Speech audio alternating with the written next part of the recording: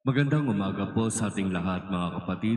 Magandang umaga din po, Father. Ngayon po ay ika-26 na araw sa ating buwan ng Nobyembre at dito sa ating diocese ng Antipolo, itinalaga ng ating mahal na obispo ang ika-26 na araw ng bawat buwan bilang pasasalamat sa Diyos sa pagkakalob niya sa atin sa ating mahal na Santo Papa, Pope Francis. Kaya ang misa natin para sa umagang ito ay alay para sa ating mahal na Santo Papa, Pope Francis. At siguro itatanong ng ilan, bakit itinalaga ng Diocese of Antipolo ang araw na ito bilang pasasalamat sa Diyos para sa ating mahal na Pope Francis? Sapagkat para sa ating obispo, napakaraming biyaya ang tinanggap natin sa Diyos sa pamamagitan ni Pope Francis, kaya dapat lamang ipagpasalamat natin ito sa Diyos at dapat lamang na patuloy nating ipagdasal ang ating Santo Papa.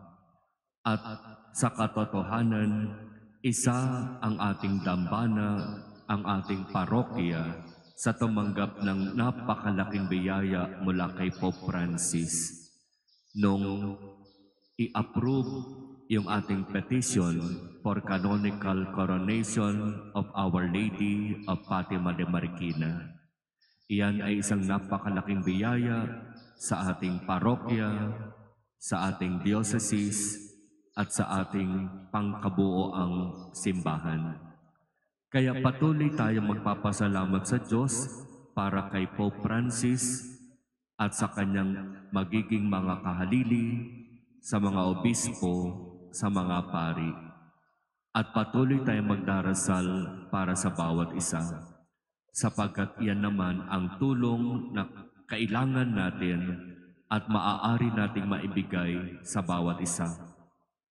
Kung sinasabi ng ating ebanghelyo na dapat tayong maging maingat at dapat tayong maging handa sapagkat ang pagdating ng araw na inaasahan natin ay darating sa oras na ikabibigla natin.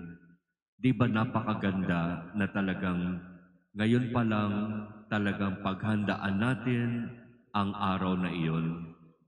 Ngayon pa lang maging maingat na tayo sa ating pananalita at sa ating gawa. Upang dumating man ang oras na ito, tayo ay matagpo ang handa. At papaano ba talaga tayo dapat maghanda?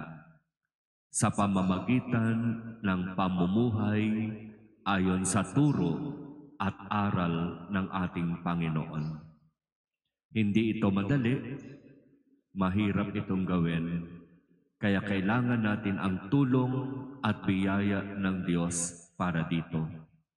At ipagkaloob nawa ito ng Diyos sa atin.